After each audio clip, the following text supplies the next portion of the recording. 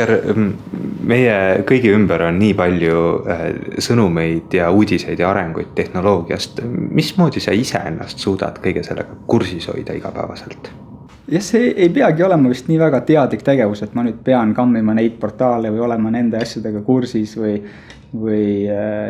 kogu aeg uurima, osalema, et see on tegelikult igapäevaselt su ümber nagunii. Ja kui me siin sellega tegeleme, siis paratamatult need asjad lihtsalt jooksevad kogu aeg sulle kätte. Enam ei ole nii palju neid asju, mis kerkivad üles uute äridena sellepärast, et tehnoloogia on arenenud või on mingi uus täiesti tehnoloogiline innovatsioon toimunud. Tihtipeale on leitud olemasolevatest tehnoloogiates kombineerides või mingid uusi lahendusi leides seal samas tehnoloogilises keskkonnas, aga et uusi ärimudeleid teha ja uusi kliendi probleeme lahendada. Meil peab olema mingi väga selge segment, kliendi grupp, mingi probleem seal, mida siis läheb see innovatsioon või mingi uus lahendus või ärimudel lahendama. Ja tihtipeale ongi see mingi uus lihtsalt meetod või ärimudel, see ei ole alati tehnoloogia. Kui me räägime tehnoloogia maailmast, siis seal on üks selline huvitav konflikt või vastasmõju, et ühelt poolt tehnoloogia mõjutab tarbijat ja tarbija käitumist ja teiselt poolt tarbija mõjutab ka tehnoloogia arengut ja sunnib seda takka. Kuidas sa seletaksid seda balanssi või kuidas see üldse tekib? Klientidel on mingisugused lihtsad probleemid, mida nad tahavad lahendada ja paljud sellised tänapäeva suured kuidas öelda, õnnestumised ongi tulnud sellest, et lahendatakse mingisuguseid konkreetseid case, näiteks ma ei tea, TransferWise meil jällegi hea näide. Meil on kiired võrgud olnud juba ammu enne seda, kui keegi nagu üldse oskaks sinna mingisugused nagu reaalselt rakendust leida. Aga need peavadki olema nagu natuke ees ja nägema, et mis meil need trendid on, et täna juba nagu 5G võrku planeerides me saame aru, et tänaste vajaduste juures meil on kõik nagu hästi, aga kui me näeme seda trendi, et kõik jooksebki lõpuks sul nagu õhus, et siis meil on vaja täiesti uut kontseptsiooni, kuidas seda tehnoloogiliselt, arhitektuuriliselt üles ehitada. Praegu on kõige põnevam aeg, kus elada selles osas.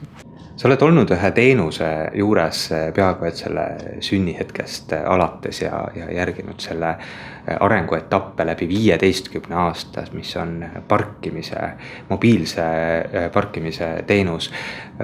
Mis on olnud selle 15-aastase arengutee jooksul sinu jaoks sellised olulised muutused või verstapostid, mida esile tuua? Sel hetkel 2000. aastal meil puudus igasugune parkimise, maksmise, tasumise võimalus. Meil ei olnud seda infrastruktuuri, nagu võib-olla enamus maades on, kus pannakse need parkimismasinaid iga parkimiskoha peale.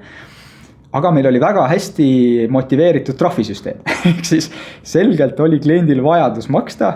Nüüd oli talle vaja anda lihtsalt kätte üks lahendus. Jällegi asjade kokkulangevusest me kuidagi suutsime tuua välja sellise lahenduse, mis oli just meie äri vaatesse, meie genereerisime selle siit nagu mobiili vaatest välja, et kuidas meie saaks selle äris olla ja mis teeks nagu kliendile nagu meie vaataks selle asja kõige parema lahenduse. Üheski teises maas ei ole siiani veel sellist osakaalu või sellist kasutust nagu mobiiliga parkimise maksmisel. See oli võib-olla üks selline asi, mille me tõesti nägime nagu pikas vaates juba hästi ette ja tegime nagu suhteliselt õigesti. Kui me räägime sellest, et tehnoloogia areneb kogu aeg ja järjest enam ja kaasab seda tarbija vajadust ka enam, siis kui palju võib öelda, et tehnoloogia tegelikult ise tekitab uusi vajadusi ja uusi eluprobleeme ka tarbijale? Tehnoloogia vaikselt hakkab ju juhtima meie elu.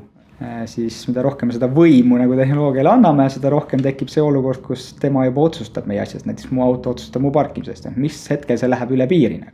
Kui kõik seadmed ümber sinu monitoorivad, jälgivad sind, teevad sinu eest otsuseid, et mis hetkelt on see nagu sinu mugavuse kasvatamine ja sinu nagu väärtuse pakkumine, ja mis hetkest ta liigub siis sinna faasi, et et nüüd on see nagu minu privaatsuse nagu juba rikkumine või et nüüd juba need otsused, ma tahan juba kontrollida neid tagasi, ma tahan nagu tagasi tõmmata selle kontrolli enda juurde. Sa oled veel ühe väga huvitava suure uue projekti juures initsiaatoriks ja eestkõnelejaks ja see on Eesti Telekomi algatatud ettevõtluskiirendi VUNK.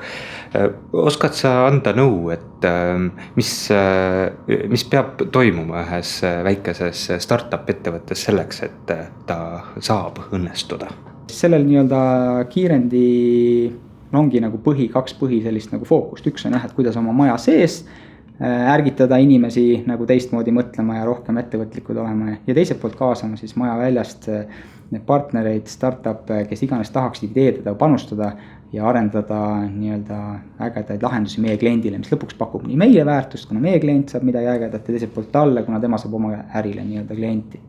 Kui sa nüüd prooviksid ühte lausesse kokku panna selle visiooni, et mis siis ikkagi tehnoloogia arengus järgmise 5 ja 10 aasta jooksul juhtub või juhtuma peaks, siis kuidas see kõlaks? Tehnoloogia vaates võiks öelda ühe, et kõik on mobiilis ja et selles mõttes kõik on mobiilne, ütleme niimoodi.